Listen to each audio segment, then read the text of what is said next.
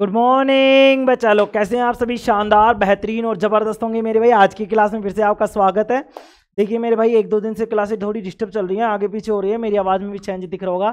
चिल्लाने के कारण ये सब हुआ है और ये सब तुम्हारे भंडारे में हुआ है ना। चलो कोई बात नहीं भाई, बताएंगे सभी कैसे हैं, एक बार पहले ये बताएंगे। तब तक मैं इस पंखे को अपनी औकात दिखा देता हूँ, जब जहाँ जाना है वो उधर छोड़ देता हूँ।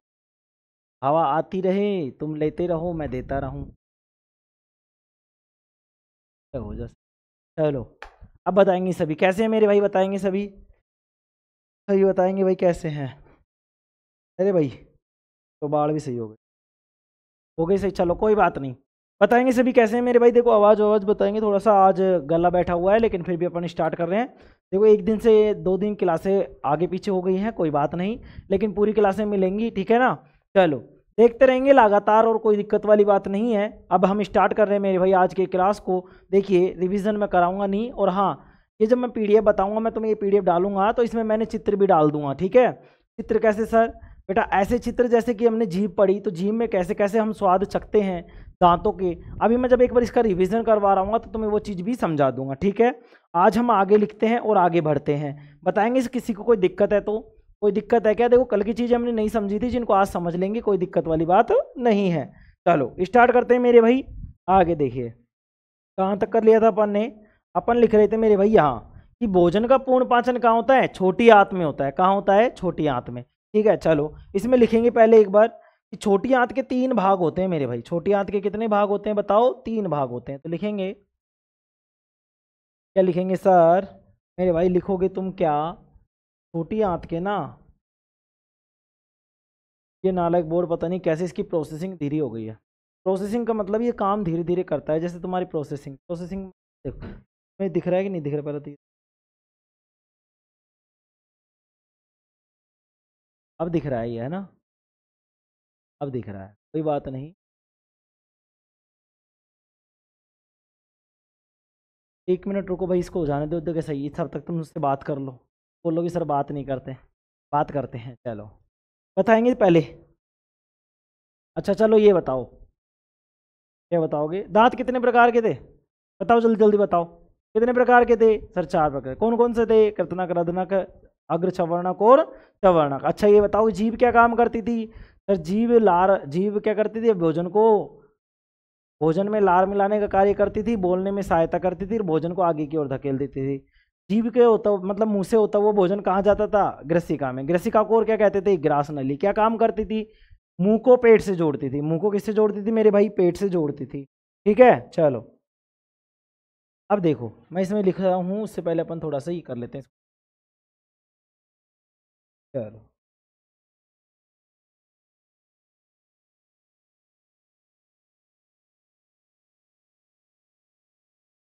हो जा भाई, हो जा सही। चलो इसमें लिखेंगे छोटी आंत के 3 भाग होते हैं। लिखेंगे छोटी आंत के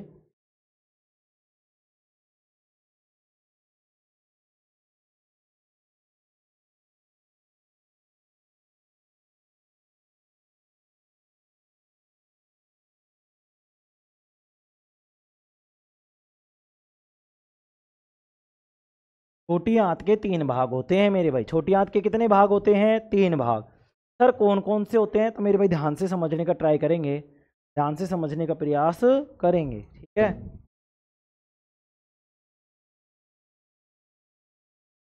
चलो छोटी आंत के 3 भाग होते हैं। पहला लिखेंगे,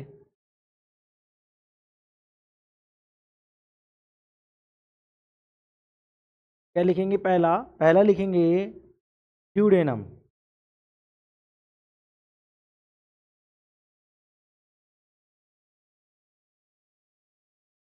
क्या लिखेंगे? ड्यूडेनम लिखेंगे, ठीक है।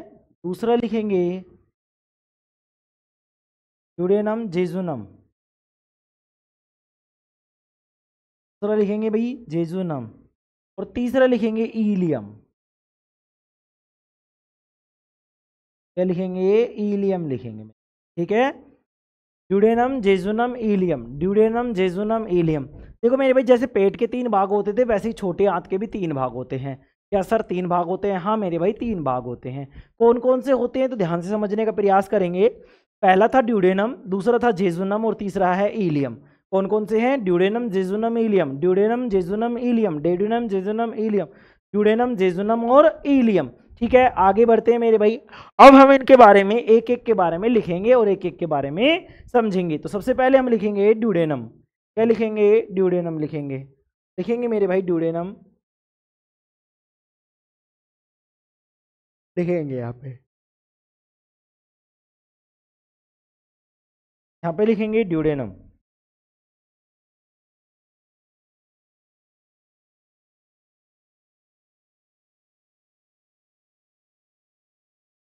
लिखेंगे मेरे भाई पहला,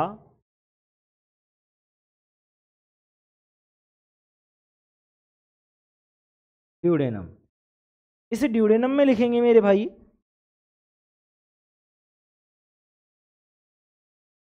इसे ड्यूडेनम में लिखेंगे। क्या लिखेंगे ड्यूडेनम में? ड्यूडेनम में लिखेंगे यह छोटी आंत का, में लिखेंगे यह छोटी आंत का पहला भाग होता है।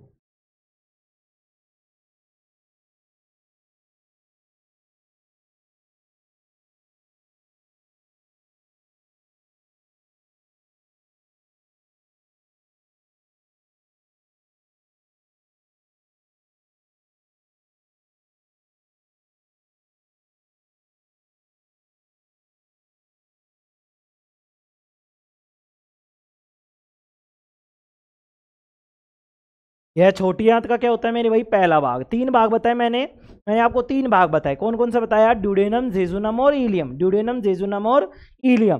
तो हम क्या कर रहे हैं? ड्यूडेनम में सबसे पहले बात कर रहे हैं, ये छोटी आंत का क्या होता है? पहला भाग होता है। ये क्या क्या काम करता है? जो भाई कार्बोहाइड्रेट होता है, प्रोटीन होता है, वसा है, उसका पाचन यहीं पे होता है। तो लिखेंगे, लिखेंगे क्षुद्रांत्र में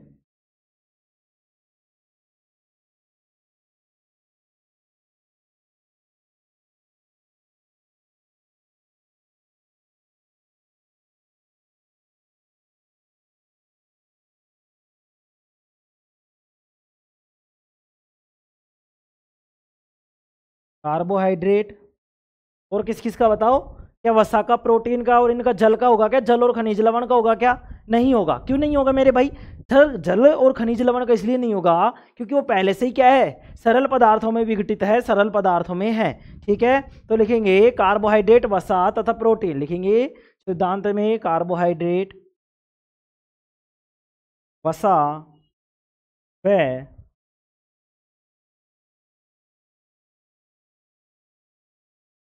प्रोटीन, वसा व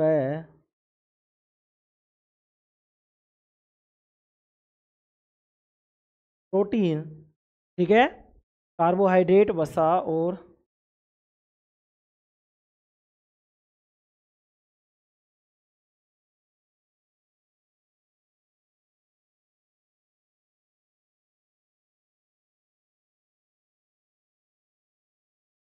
कार्बोहाइड्रेट, वसा व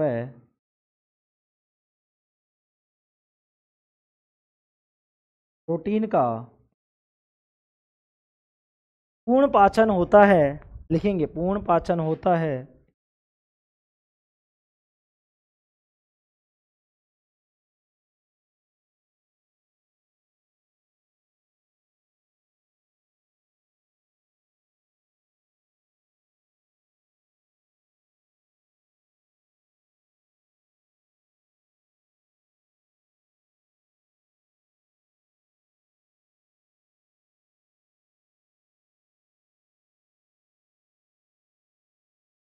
इस कार्य के लिए, दिख रहा है मेरे भाई? लिखेंगे इस कार्य के लिए,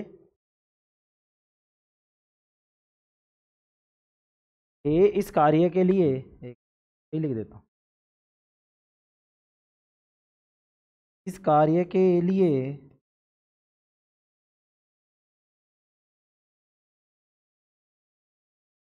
तांत्र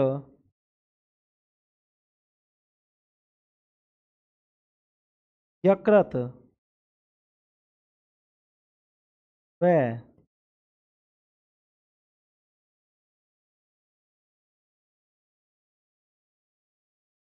अग्नाशय से रस प्राप्त करता है। अग्नाशय से रस प्राप्त करती है कौन? कौन करती है बताएंगे? सर छोटी आंत करती है। अग्नाशय से रस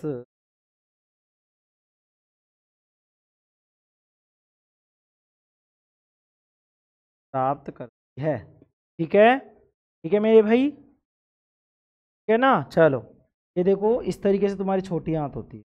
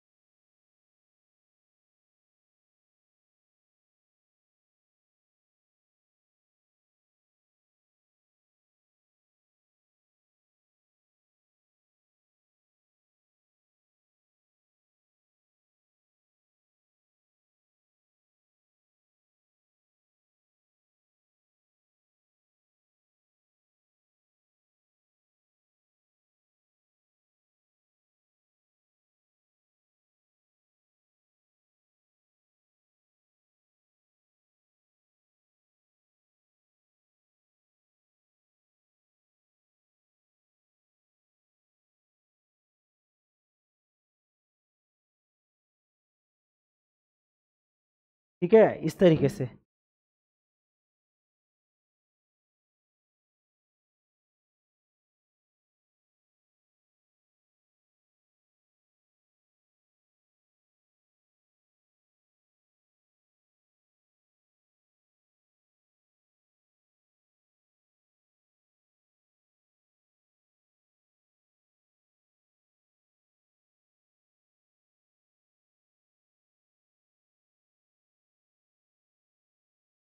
और यार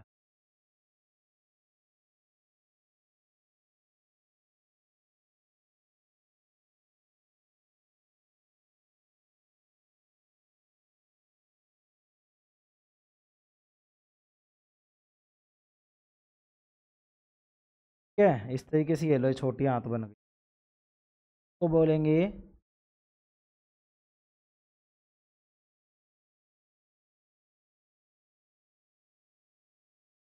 ड्यूडेनम।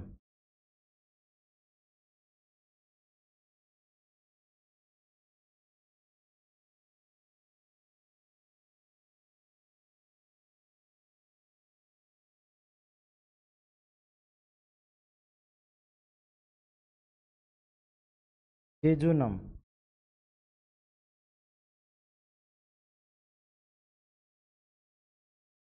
तो बोलेंगे ईलियम भाई, क्या बोलेंगे? ईलियम। ठीक है, ड्यूडेनम, जेजुनम और ईलियम। ठीक है, चलो।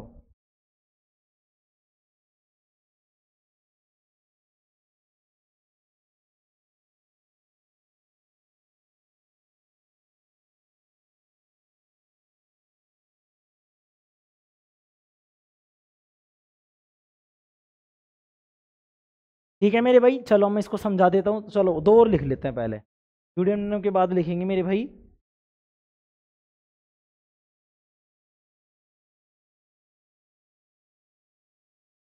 ऐसे परेशान करता है।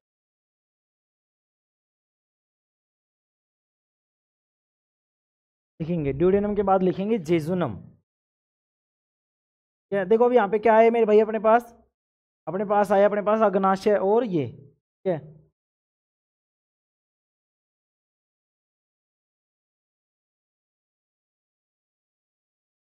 चलो पहले इसके वो लिख लेते हैं, ड्यूटेनम के बाद में लिखेंगे जेजुन।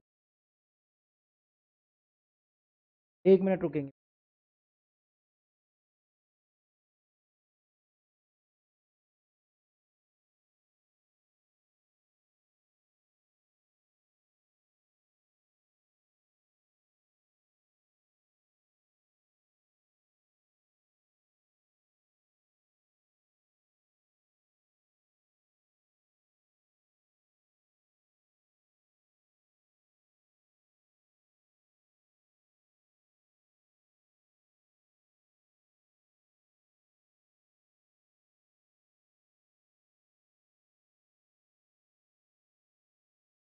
लिखेंगे ड्यूडेनम के बाद में लिखेंगे जेजुनम।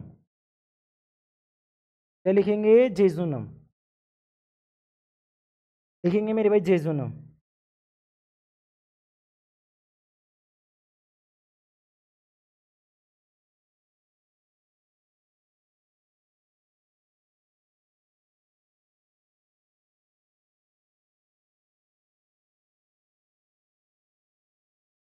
जेजुनम में लिखेंगे मेरे भाई, लिखेंगे ड्यूडेनम और इलियम के बीच के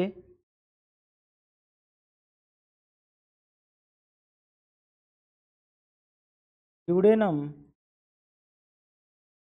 और इलियम, दिख तो रहा है ना मेरे भाई?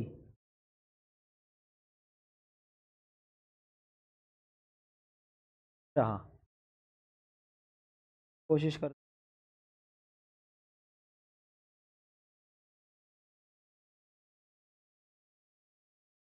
रहा है,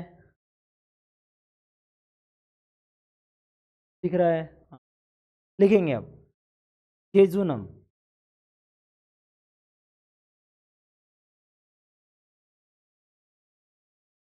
जेजुनम में लिखेंगे ड्यूडेनम और इलियम के बीच के हिस्से को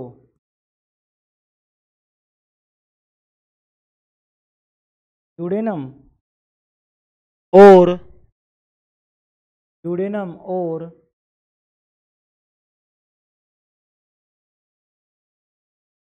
इलियम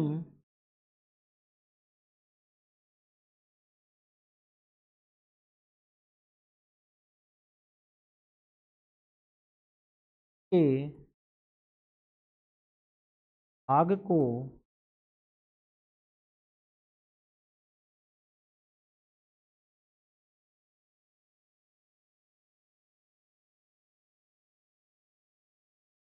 जेजुनम कहते हैं।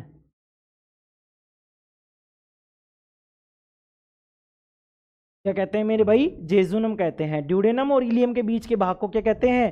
जेजुनम कहते हैं। यह भोजन को आने के लिए जगह देता है। लिखेंगे यह भोजन को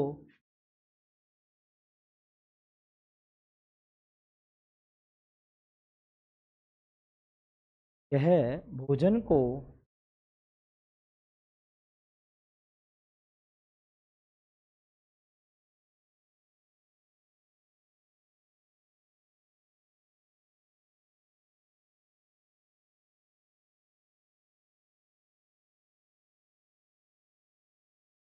आने के लिए जगह देता है मेरे भाई, देता है, जगह देता है। ठीक है, इसमें लिखेंगे आगे ईलियम। क्या लिखेंगे? ईलियम लिखेंगे मेरे भाई, ईलियम।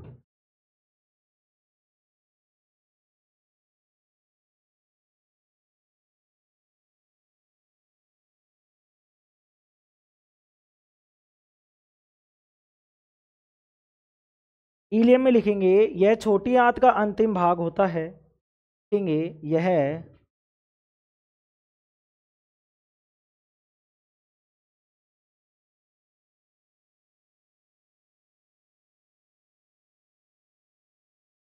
छोटी आंत का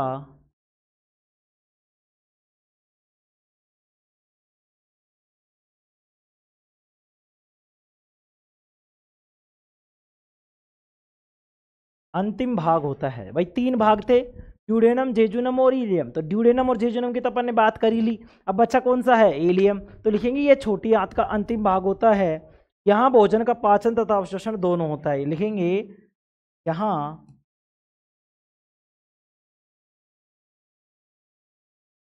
भोजन का पाचन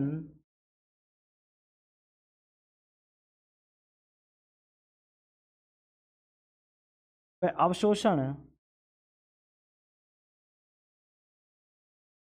दोनों होता है मेरे भाई, दोनों होता है। लिखेंगे दोनों होता है।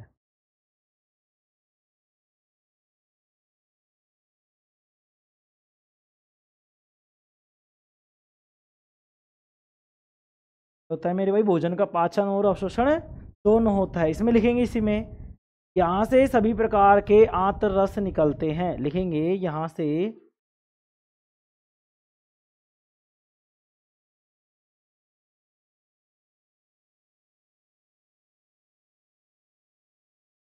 ही प्रकार के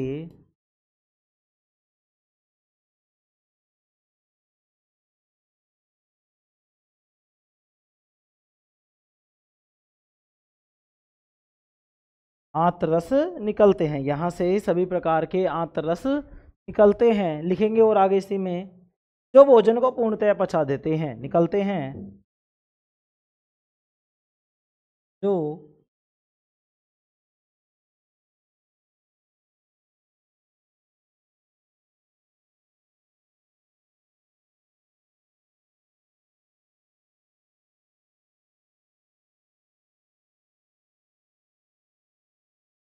भोजन को पूर्णतया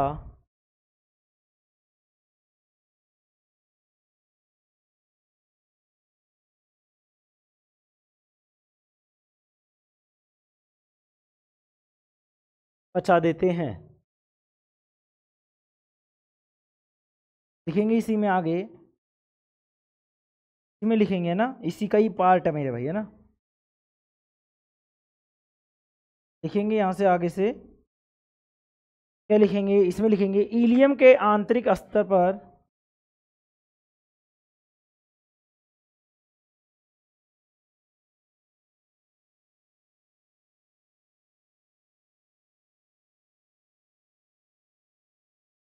इलियम के आंतरिक स्तर पर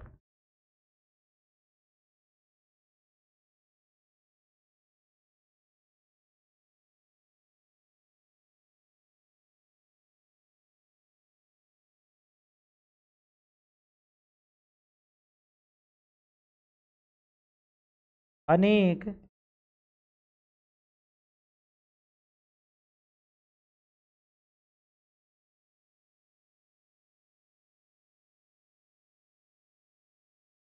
उंगलीनुमा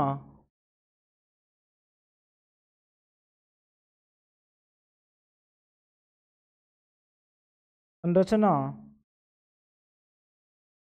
एक उंगलीनुमा संरचनाएं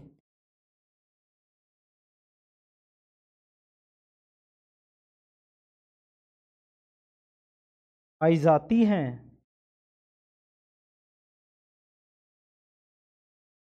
जिन्हें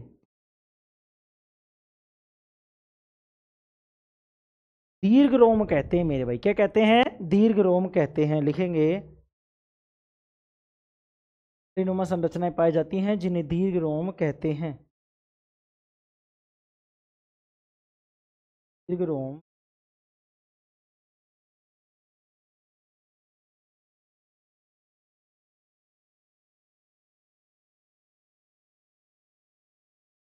दीर्घ रोम कहते हैं।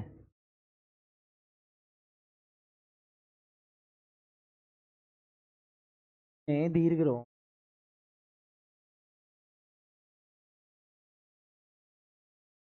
कहते हैं, लिखेंगे इसी में दीर्घ रोम पचे हुए भोजन को दीर्घ रोम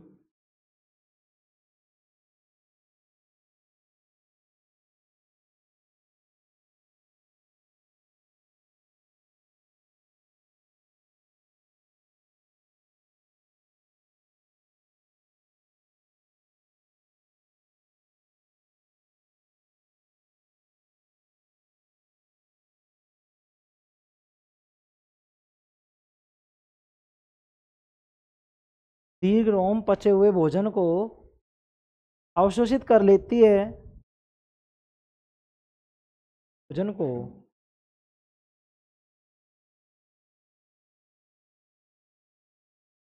अवशोषित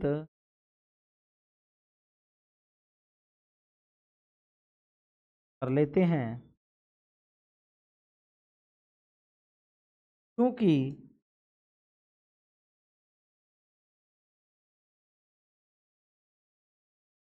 ये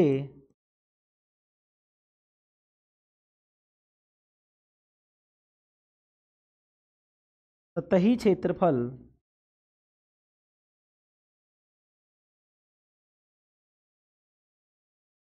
बढ़ा देते हैं। सतही क्षेत्रफल क्या कर देते हैं मेरे भाई, बढ़ा देते हैं।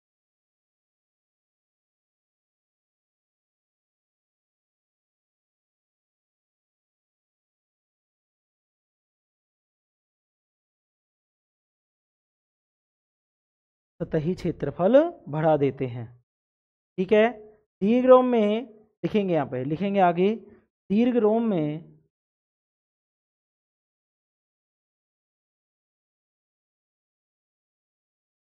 दीर्घ रोम में रुधिर वाहिकाओं की अधिकता होती है।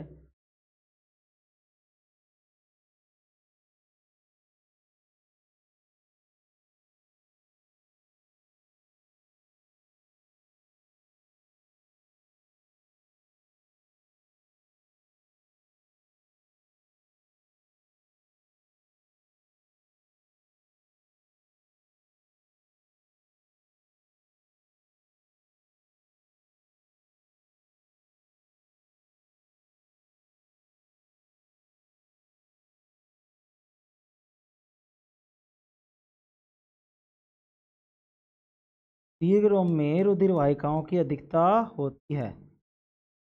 क्या किसकी अधिकता होती है? रुधिर वाहिकाओं की। सर रुधिर वाहिकाएं क्या होती हैं? बेटा जो ब्लड सेल्स, ब्लड की जो नसें होती है, खून की जो नसें होती है ना, उनको बोलते हैं रुधिर वाहिकाएं। सर खून की नसों को तो वो बोलते हैं धमनी और शिरा। मेरे भाई और पतली वाली जो होती है ना, जिनको हम केशिका भी बोलते हैं, उनको बोलते हैं रुधिर वाहिका। रुधिर वाहिका का मतलब क्या है? रुधिर वाहिकाओं, वाहिका का मतलब है बहना। तो रुधिर जिनमें से बह रहा हो, जिनमें से खून बह रहा है, उसको रुधिर वाहिका कहते हैं। क्या कहते हैं? रुधिर वाहिका कहते हैं। फिर वो चाहे शिरा हो चाहे धमनी हो, वो भी रुधिर वाहिका ही हैं। ठीक है, चलो लिखेंगे इसमें, लिखेंगे दीर्घ रोम में रुधिर वाहिकाओं की अधिकता होती है, जो क्या करती हैं? जो पचे हुए भोजन को अवशोषित करके, जो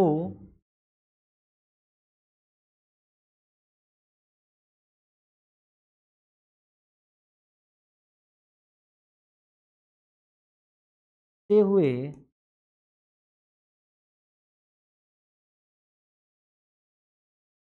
भोजन को अवशोषित करके, बताओ क्या कर देती हैं? जो करके शरीर की, क्या करेंगे? जो पचे हुए भोजन को अवशोषित करके शरीर की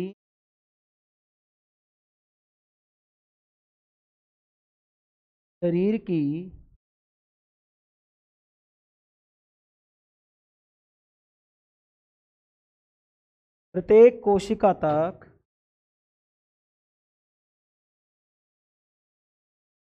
शरीर की एक कोशिका तक पहुंचाते हैं।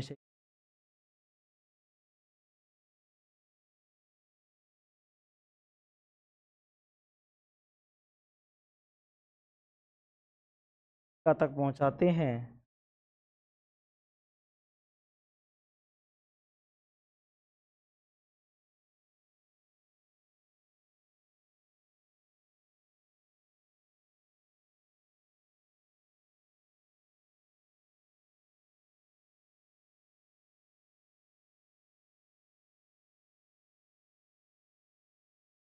कोशिका तक पहुंचाते, एक कोशिका तक पहुंचाते हैं।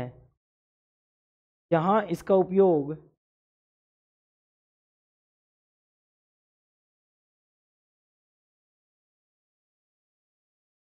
इसमें किया जाता है, बताएंगे। यहाँ इसका उपयोग, ये बोर्ड से आंखों में इतना पड़ता है ना, पता नहीं क्या होता है।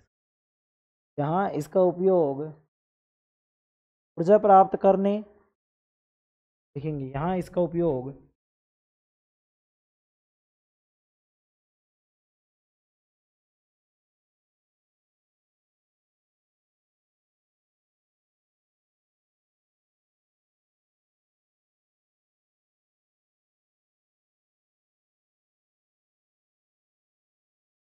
ऊर्जा प्राप्त करने,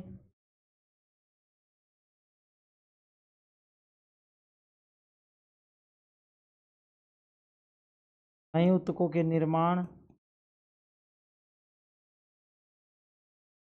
एवं नए ऊतकों के निर्माण एवं पुराने ऊतकों की मरम्मत में होता है। ऊतकों के निर्माण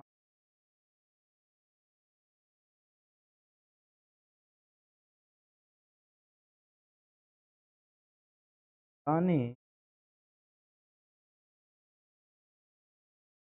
ऊतकों के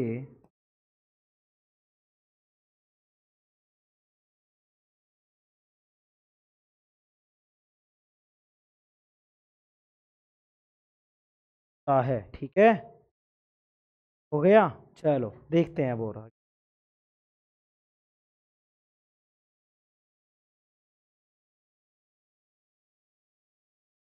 कि मेरे भाई। चलो अब मैं तुम्हें समझा देता हूँ थोड़ा थोड़ा सा।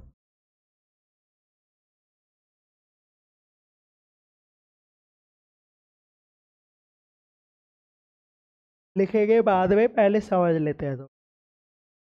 चलो यहाँ समझाना था मुझे पाइलोरिक के बारे में। किसके बारे में समझाना था तुम्हें? पाइलोरिक के बारे में समझाना था। तो देखो मेरे भाई,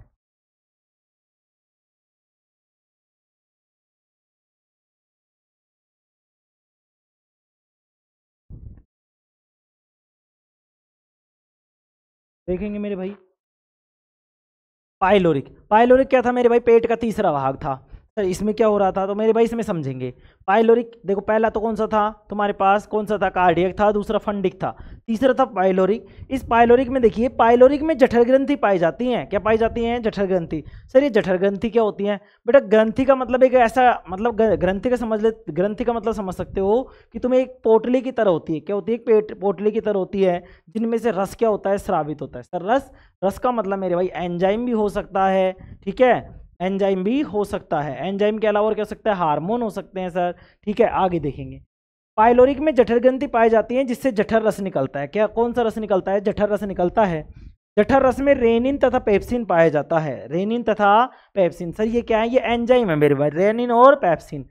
ध्यान से रखेंगे, रेनिन और पेप्सिन किस में पाए जाते हैं? पेट में पाए जाते हैं। पेट के कौन से भाग में पाए जाते हैं? पाइलोरिक में पाए जाते हैं। ये क्या काम करते हैं? तो मेरे भाई ध्यान से सुनेंगे। पेप्सिन का याद रखेंगे, पैसे पेप्सिन और पैसे प्रोटीन, पैसे पेप्सिन और पैसे प्रोटीन।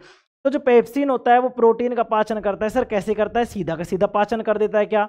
नहीं मेरे भाई, ये सीधा का सीधा पाचन नहीं करता। ये प्रोटीन को पहले पेप्टोन में बदलता है। प्रोटीन को किस में बदलता है? पेप्टोन में बदलता है। किस में बदलता है मेरे भाई? प्रोटीन को पेप्टेन में बदलता है। दूसरा आता है रेनिन। ये रेनिन क्या करता है सर? तो ये रेनिन जो होता है, ये दूध को दही में बदल देता है। किस में बदल देता है? दूध को दही में। दूध को किस में बदल देता है? ये दही में बदल देता है। कि भाई किस में बदल देता है? दही में। दूध को दही में बदल देता है, अर्थात दूध को पचाता है। किसको पचाता है? दूध को पचाता है। पेप्सिन प्रोटीन को पचाता है, यह प्रोटीन प्रोटीन को पेप्टोन में बदल देता है। कोई दिक्कत इसमें बताओ भाई? पाइलोरिक क्या होता है? पेट का तीसरा भाग होता है। इसमें जठर ग्रंथि पाई जाती है, जिनसे जठर रस निकलता है। जठर रस का पीएच मान 1.2 होता है। इसमें, इस रस में जो जठर रस होता है, इसमें दो तरीके के एंजाइम पाए जाते हैं, रेनिन और पेप्सिन। कौन कौन से? रेनिन और पेप्सिन। पेप्सिन किसको बदलता है? तो पैसे पेप्सिन और पैसे प्रोटीन। तो प्रोटीन में प्रोटीन का पाचन कौन करेगा? सर पेप्सिन करेगा। कैसे करेगा? सीधा कर देगा क्या? नहीं सर, पेप्सिन क्या करेगा? प्रोटीन को पहले पेप्टोन में बदलेगा। किस में बदलेगा? पेप्टोन में बदलेगा, फिर उसका पाचन करेगा। सर रेनिन क्या करता है मेरे भाई? रेनिन, रेनिन क्या करता है? दूध को दही में बदलता है, मतलब कि दूध का क्या करता है? वो पाचन करता है। आगे देखते हैं मेरे भाई, छोटी आंत की बात करेंगे, जिसको हम क्षुद्रांत्र भी बोलते हैं। क्षुद्रांत्र का मतलब क्या है मेरे भाई? छोटी आंत। छोटी आंत आहार नाल का सबसे लंबा भाग होती है मेरे भाई। लंबाई में बड़ी होगी। क्या होगी? लंबाई में बड़ी। तो सबसे बड़ा भाग जो होता है आहार नाल का, वो कौन सा होता है? सबसे लंबा भाग कौन सा होता है? बताएंगे कौन सा होता है सबसे लंबा भाग? तुम बोलोगे सर छोटी आंत जो होती है वो हमारे आहार नाल का सबसे लंबा भाग होती है। अत्यधिक कुंडलित होने के कारण, कुंडलित का मतलब है इस तरीके से लिपटी हुई, इस तरीके से रहती है, जिसके कारण यह सकड़े स्थान में स्थित होती है, मतलब छोटे स्थान में आ जाती है। ठीक है, विभिन्न जंतुओं में छोटी आंत उनके भोजन के अनुसार अलग अलग होती है। मेरे भाई छोटी आंत जो है वो क्या होती है? अलग अलग जानवर में अलग अलग हिसाब से होती है। जैसे अपने अंदर देख लो, गाय के अंदर देख लो, कुत्ते के अंदर देख लो, शेर के अंदर देख लो, इन सब की आंतें क्या है? अलग अलग हैं। सर ऐसा क्यों? तो मेरे भाई भोजन के पाचन के अनुसार इनकी आंतें क्या है मेरे भाई? इनकी आंतों में क्या है भाई? इनकी आंतों में क्या है? अंतर है। इनकी आंतों में क्या है? अंतर। सर कैसे अंतर है? क्या क्या होगा? तो देखो ध्यान से समझेंगे। घास खाने वाले शाकाहारी को सेलुलोज पचाने के लिए लंबी क्षुद्रांत्र की आवश्यकता होती है। तो मेरे भाई घास खाने वाले जानवर होते हैं, जैसे गाय हो गया, भैंस हो गया, तो ये क्या खाती है? घास खाती है। घास में क्या होता है? सेल्यूलोज होता है। क्या होता है? सेल्यूलोज। उस सेल्यूलोज के पाचन के लिए आंत, इसमें क्या लगता है? टाइम लगता है। तो इस टाइम लगने के लिए इसमें क्या होती है? आंत लंबी होती है। छोटी आंत क्या होती है? बहुत लंबी होती है। तो देखो घास खाने वाले शाकाहारी को सेल्यूलोज पचाने के लिए लंबी क्षुद्रांत्र की आवश्यकता होती है। सर कैसे? कि भाई देखो जो गाय होती है, या फिर गाय मान लो, वो जब घास खाती है तो घास में सेल्यूलोज होता है। अब सेल्यूलोज क्या है, आसानी से नहीं पचता।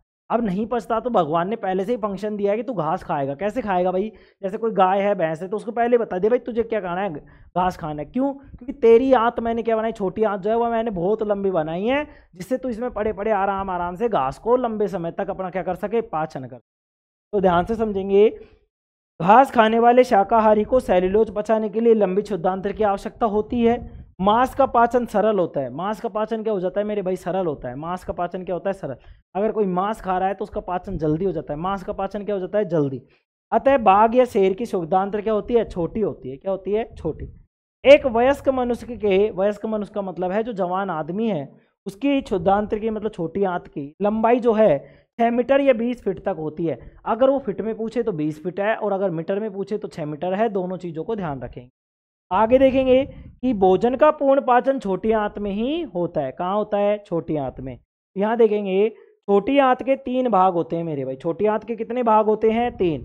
ड्यूडेनम, जेजुनम और इलियम। ड्यूडेनम, जेजुनम और इलियम। ड्यूडेनम क्या है मेरे भाई, यह छोटी आंत का पहला भाग होता है। छोटी आंत का क्या होता है मेरे भाई, पहला भाग होता है।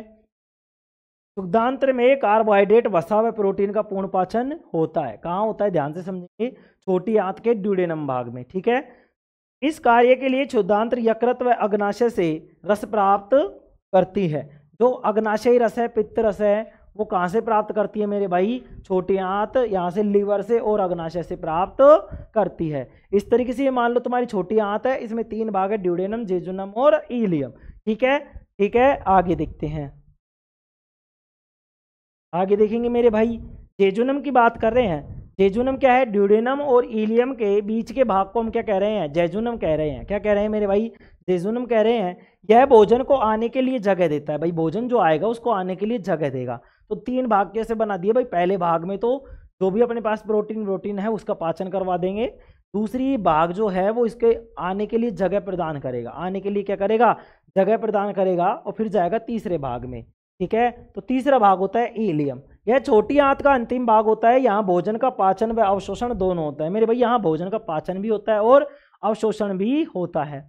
आगे देखेंगे, यहाँ से सभी प्रकार के आंतरस निकलते हैं जो भोजन को पूर्णतः पचा देते हैं। क्या निकलते हैं, सभी प्रकार के आंतरस निकलते हैं जो भोजन को क्या कर देते हैं मेरे भाई, पचा देते हैं। भोजन को क्या कर देते हैं, पचा देते हैं पूर्णतया। ठीक है। आगे देखेंगे, इलियम के आंतरिक स्तर पर, आंतरिक स्तर का मतलब ये है, जैसे मान लो ये इस तरीके से तुम्हारा हाथ है। ठीक है। तो ये तो हो गया बाहरी स्तर। बाहरी स्तर का मतलब, अस्तर का मतलब जानते हो ना, जैसे कोई ब्लाउज वगैरह में, कपड़े में कहते हैं कि ऊपर अस्तर लगेगा। अस्तर का मतलब क्या है, एक परत होती है। अस्तर का मतलब क्या होती है, एक परत। ऐसे आंतरिक अस्तर की बात कर रहे हैं, मतलब अंदर की तरफ क्या होती है, छोटी आंत के ऊपर एक परत होती है। ठीक है। तो इलियम के आंतरिक स्तर पर अनेक उंगलीनुमा संरचना पाई जाती है। क्या पाई जाती है, अनेक उंगलीनुमा संरचना। जैसे कि समझो, जैसे ये मान लो छोटी आंत का एक भाग ले लिया अपन ने, ये छोटी आंत का अपन ने क्या ले लिया, एक भाग ले लिया। ठीक है, ठीक है मेरे भाई, ये छोटी आंत का एक भाग ले लिया अपन ने। इस भाग में ये जो आंतरिक स्तर है, इस पर इस तरीके से उंगलीनुमा संरचना होती है मेरी।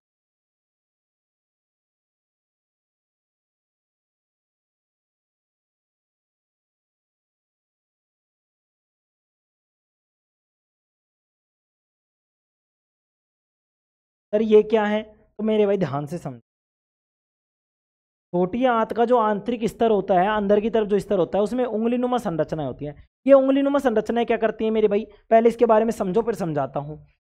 उंगलीनुमा संरचनाएं पाई जाती हैं जिन्हें दीर्घ रोम कहते हैं। क्या कहते हैं, दीर्घ रोम कहते हैं। दीर्घ रोम पचे हुए भोजन को अवशोषित कर लेते हैं। क्या काम करते हैं, भोजन को अवशोषित करने का, क्योंकि सतही क्षेत्रफल बढ़ा देते हैं। दीर्घ रोम में रुधिर वाहिकाओं की अधिकता होती है जो पचे हुए भोजन को अवशोषित करके शरीर की प्रत्येक कोशिका तक पहुंचाते हैं। मेरे भाई इसका काम क्या है कि भोजन का अवशोषण करना और उससे ऊर्जा लेकर हमारी जो रक्त कोशिकाएं हैं, रक्त वाहिकाएं हैं, उनको ऊर्जा प्राप्त कर देना है। ठीक है। वो क्या करेंगी, नई कोशिकाओं का निर्माण करेंगी, नए ऊतकों का निर्माण करेंगी, और जो पुराने वाले जो ऊतक पड़े हैं, पुराने ऊतक जो पड़े हैं, जो खराब पड़े हैं, उनकी मरम्मत करेगी। तो मेरे भाई इसमें दीर्घ रोम का क्या रोल रहा वो समझेंगे कि भाई सर ये दीर्घ रोम क्या काम आए। तो मेरे भाई देखो, ये पहले इस तरीके से सीधा था भाई, ये सीधा का सीधा इस तरीके से था, लेकिन अब दीर्घ रोम हो गए। दीर्घ रोम हो गए तो इसका क्षेत्रफल बढ़ा कि नहीं बढ़ा भाई, देखो जैसे समझो, एक तो ये सीधा है, एक इसी में मैं ऐसे कर दूं इस तरीके से, तो बताओ ये वाली दूरी ज्यादा है या ये वाली दूरी ज़्यादा है? ये वाली दूरी ज़्यादा है, बताओ कौन सी ज़्यादा है? तुम बोलोगे सर ये वाली है। इसमें तुम बताओ, इसमें दूरी भाई, दूरी का बढ़ेगा मतलब ये क्षेत्रफल भी तो बड़ा है मेरे भाई, क्षेत्रफल भी तो बड़ा है। तुम बोलोगे हाँ सर क्षेत्रफल भी बड़ा है।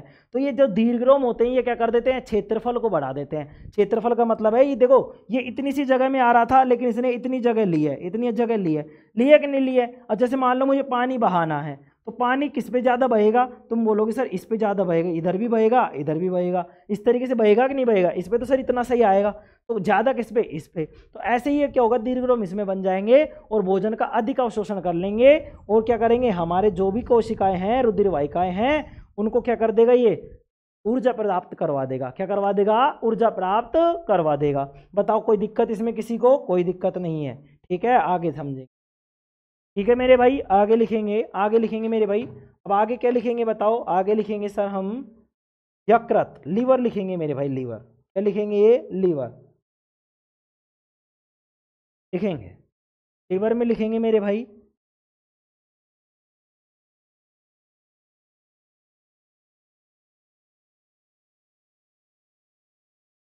लीवर को हिंदी में बोलते हैं यकृत। को सही नहीं होता, काफी टाइम लग जाता है। हेडिंग डालेंगे यकृत।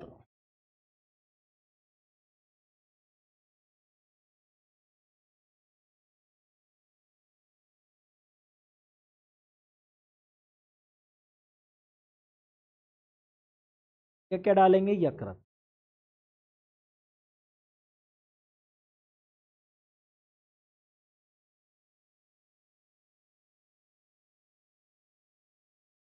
डालेंगे यकृत।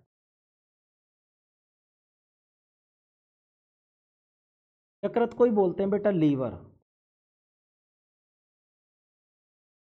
दिख रहा है लीवर, LIVER, ठीक है, लीवर लिखेंगे। यह सबसे बड़ी ग्रंथि है।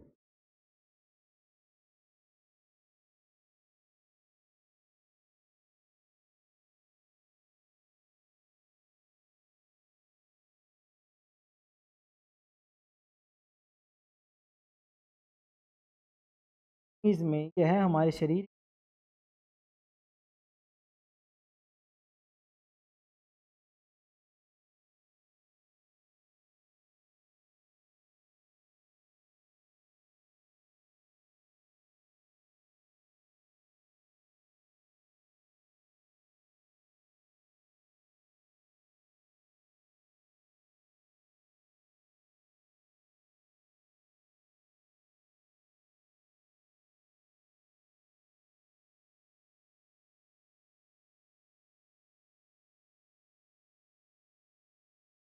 यह हमारे शरीर की सबसे बड़ी ग्रंथि है। इसका वजन कितना होता है? 1.5 किलो के समथिंग। कितना होता है मेरे भाई? लिखेंगे इसका वजन, लिखेंगे इसका वजन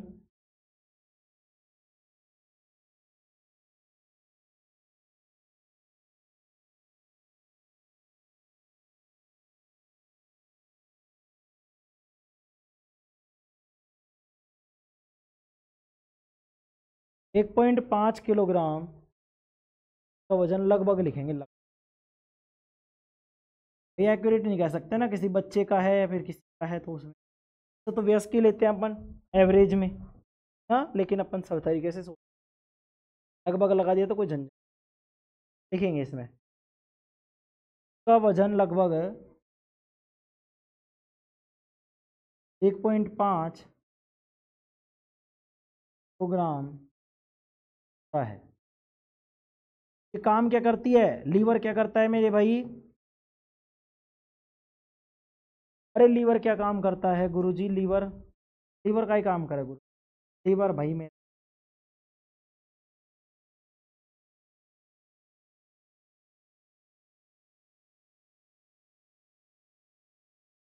है, लिखेंगे इसमें पित्त का निर्माण होता है। किसका निर्माण होता है? पित्त।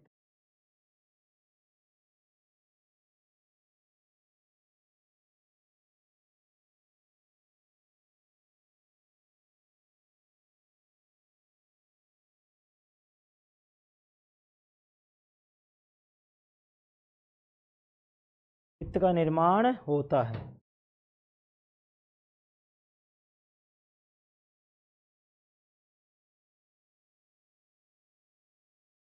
लिखेंगे अब पित्त का निर्माण तो हो गया मेरे भाई। अब ये पित्त जाएगा कहाँ, इस पित्त को कहाँ इकट्ठा किया जाएगा सर, पित्ताशय में किया जाएगा, तो लिखेंगे पित्ताशय।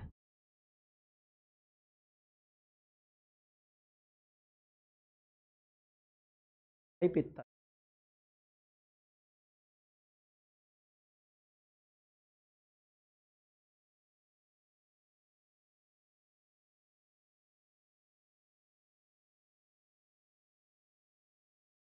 पित्ताशय लिखेंगे मेरे।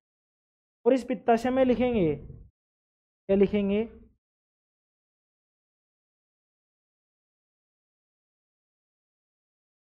पित्ताशय में क्या लिखेंगे, लिखेंगे यकृत द्वारा बनाया गया पित्तरस,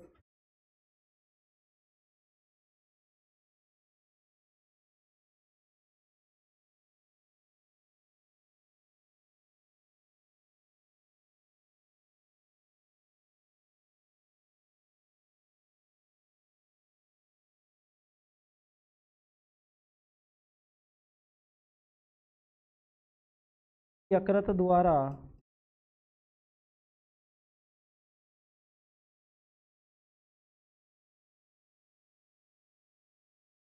बनाया गया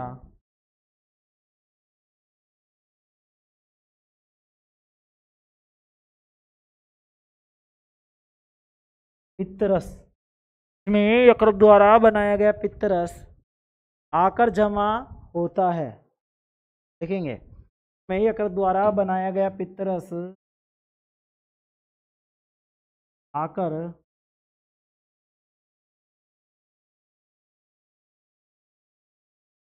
होता है, में यकृत द्वारा बनाया गया पित्तरस आकर जमा होता है, पित्ताशय यकृत के ठीक नीचे होता है। कहाँ होता है ये, यकृत के ठीक नीचे भाई, जब ही तो ठीक नीचे कैसे, जैसे मान लो यहाँ पे अपने पास क्या है, यहाँ पे समझो, इधर देखो, इधर जैसे मान लो अपने पास लीवर है, यहाँ पे जब लीवर है तो इसके नीचे यहाँ पे क्या होगा, पित्त होगा, क्या होगा, पित्तरस, क्या होगा, पित्त मतलब पित्ताशय होगा, क्या होगा, पित्ताशय। क्यों, क्योंकि जब लीवर जो बनाएगा वो कहाँ के रुकेगा, पित्त आके रुकेगा, तो इसलिए यहाँ पे क्या होगा, पित्ताशय होगा।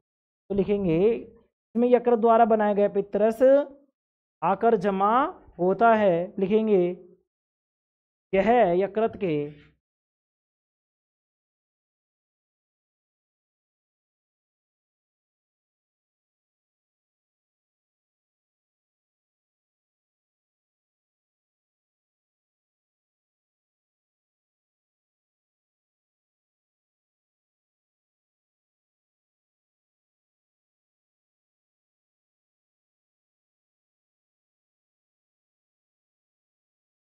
यह यकृत के नीचे स्थित होता है, यह यकृत के ठीक नीचे,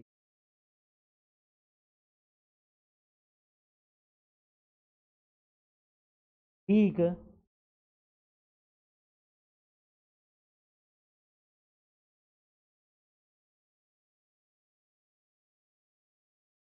यह यकृत के ठीक नीचे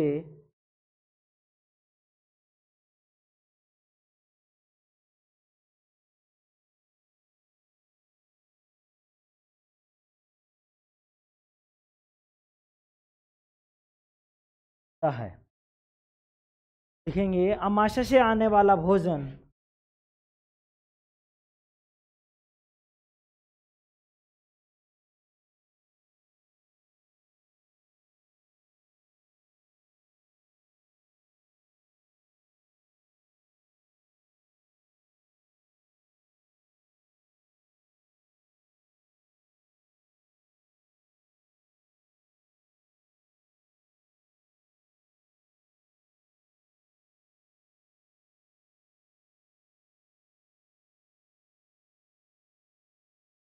यह होता है, क्या होता है भाई, अमाशय से आने वाला भोजन अम्लीय है, ठीक है, तो लिखेंगे अतः आने वाला भोजन अम्लीय होता है,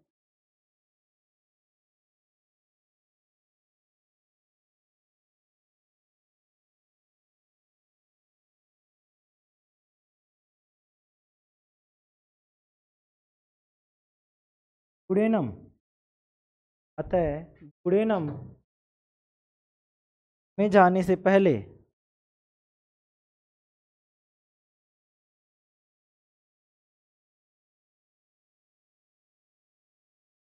है ड्यूडेनम में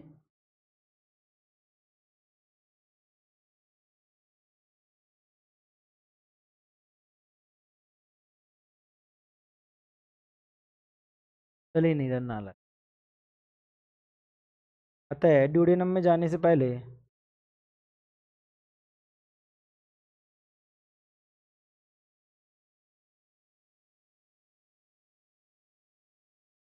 जाने से पहले पित्तरस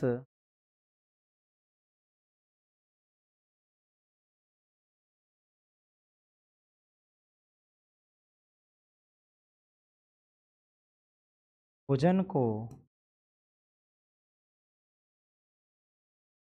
क्षारीय बना देता है।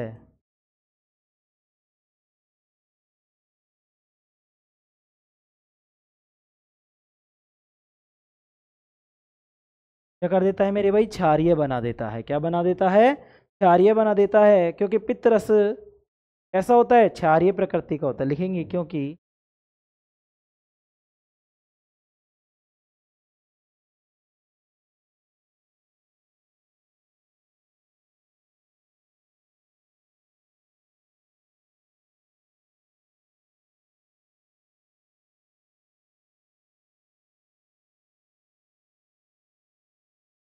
पित्तरस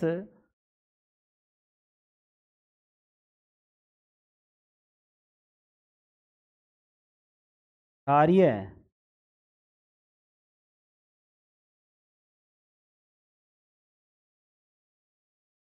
प्रकृति का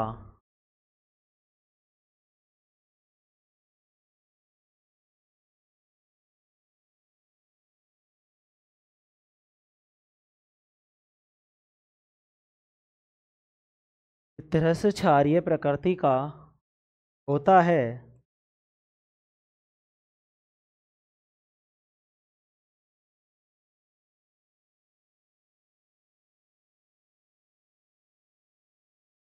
पित्तरस का मान कितना होगा बताओ? 7.8 से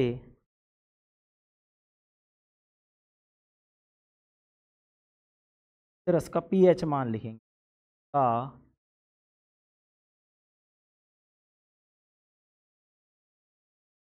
पीएच मान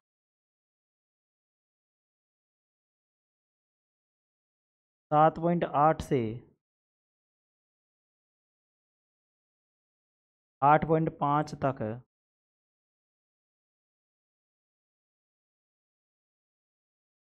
होता है। कितना होता है मेरे भाई? 7.8 से 8.5 तक होता है। लिखेंगे यह पित्त, लिखेंगे इसी में लिखेंगे यह पित्त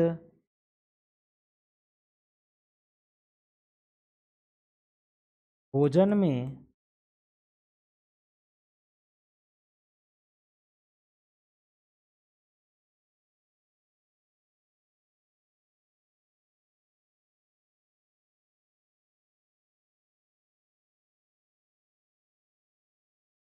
उपस्थित वसा को, यह पित्त भोजन में उपस्थित वसा को तोड़ देता है।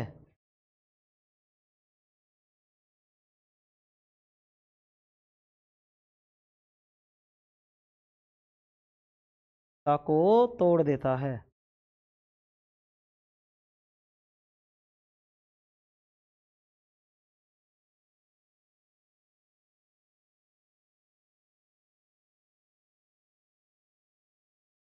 तोड़ देता है।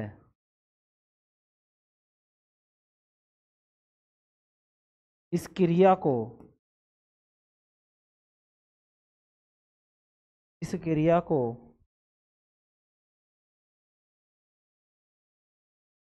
पायसीकरण कहते हैं।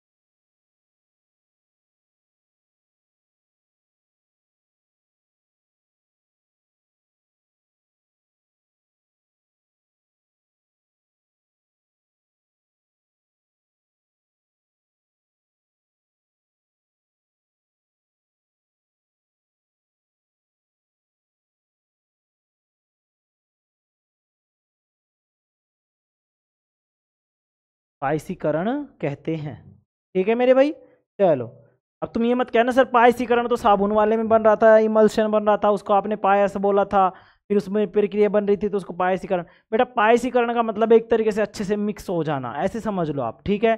जब ये क्या करेगा, इसको तोड़ेगा तो ये मतलब तोड़ तोड़ के मतलब उसमें मिला लेगा एक तरीके से, उसको पूरा का पूरा उसमें पता नहीं चलेगा तुम्हें कि ये क्या है। ठीक है। भोजन है, पानी है, क्या है क्या नहीं है। ठीक है मेरे भाई। चलो समझा दो अब इसको। अब इसको समझा देता हूँ, फिर कल अपन पढ़ेंगे अग्नाशय। क्या पढ़ेंगे बेटा? अग्नाशय पढ़ेंगे।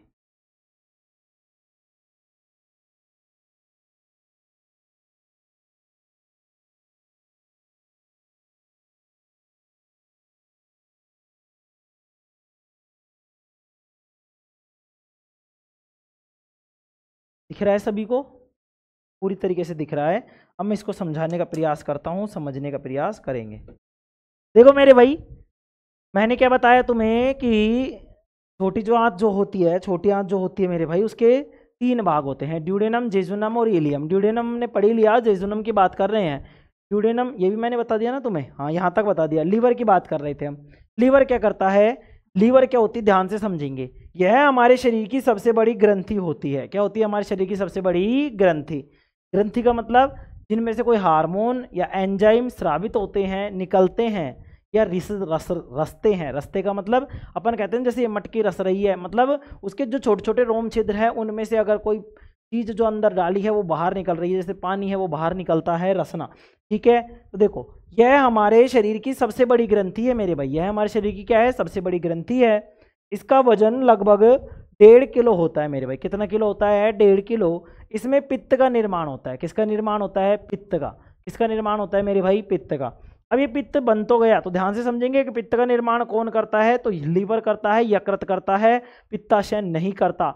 ये बहुत इंपॉर्टेंट क्वेश्चन है और यहाँ से पूछता है भाई हर बार, क्या कि पित्त का निर्माण कहाँ होता है? तो सब कर देते हैं पित्ताशय, जबकि पित्ताशय में तो जाके इकट्ठा होता है। होता कहाँ है? लीवर में होता है मेरे भाई। तो इसमें पित्त का निर्माण होता है, किसमें? लीवर में। तो हमारे शरीर की सबसे बड़ी ग्रंथि लीवर से बहुत बड़े प्रश्न बनते हैं, देखो ध्यान से समझना। यह हमारे शरीर की सबसे बड़ी ग्रंथि है। इसका वजन 1.5 किलो होता है। इसमें पित्त का निर्माण होता है। ठीक है। पित्त का निर्माण कहाँ होता है? लीवर में होता है मेरे भाई। कहाँ होता है? लीवर में होता है। आगे हम बात करें मेरे भाई पित्ताशय की, तो इसमें यकृत द्वारा जो बनाया गया पित्तरस है वो आकर जमा हो जाता है। यह यकृत के ठीक नीचे स्थित होता है। कहाँ पे स्थित होता है? ठीक नीचे स्थित होता है। अतः ड्यूडेनम में जाने से पहले पित्तरस, ड्यूडेनम में जब भोजन जाएगा तो उसमें जाने से पहले पित्तरस क्या करता है? भोजन को क्षारीय बना देता है मेरे भाई। क्या बना देता है? क्या बना देता है मेरे भाई? क्षारीय बना देता है। क्यों क्यों कैसे बना देता है? क्योंकि पेट में हमारे क्या था? HCl था, अम्ल था। क्या था? HCl। ठीक है। तो लिखेंगे जेजुनम। मेरे हिसाब से ड्यूडेनम नहीं है, मेरे हिसाब से ड्यूडेनम नहीं है, और चेक कर लेंगे, लेकिन आप अभी जेजुनम लिखेंगे।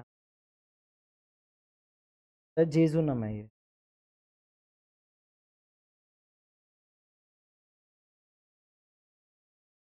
जेजुनम।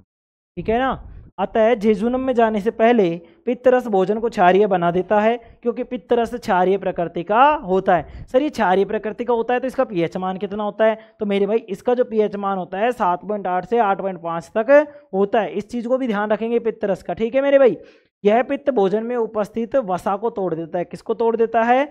वसा को तोड़ देता है। और इस क्रिया को हम कहते हैं पायसीकरण। क्या कहते हैं मेरे भाई? पायसीकरण कहते हैं। क्या कहते हैं मेरे भाई? पायसीकरण कहते हैं। बताएंगे कोई दिक्कत इसमें किसी को? बताएंगे कोई दिक्कत है तो मेरे भाई बताएंगे सभी। बताओ कोई दिक्कत है क्या? बताएंगे सभी कोई दिक्कत है क्या? सर कोई दिक्कत नहीं है। चलो देखो टाइम तो हो चुका है वैसे, और कल मैं इसमें मेरे भाई ध्यान से समझेंगे, कल मैं क्या करूँगा इसमें फोटो लेके आऊँगा। चलो एक ही पे मैं देखता हूँ कैसे क्या करना है, वो मैं डाल दूंगा। ये PDF की भी ट्राई कर रहा हूँ, जैसे ये PDF ही आ जाए मेरे पास तो कोई दिक्कत नहीं है, मैं तुम्हें डाल दूंगा इस चीज़ की। ठीक है मेरे भाई। चलो बताएंगे सभी कोई दिक्कत है क्या मेरे भाई? यहाँ पे किसी को बताएंगे? ठीक है। कोई भी दिक्कत हो तो आप कमेंट करेंगे और पूछेंगे मेरे भाई। ठीक है। चलो आज के लिए थैंक यू मेरे भाई, आज के लिए इतना ही। कल फिर मिलेंगे आपकी क्लास में। देखो क्लास 1-2 दिन आगे पीछे हो रही है, उसके लिए भी कान पकड़ कर सॉरी। ठीक है मेरे भाई। चलो आज के लिए इतना ही। Take care, love you all. और ये तुम्हारा फ्लाइंग किस। ठीक है चलो।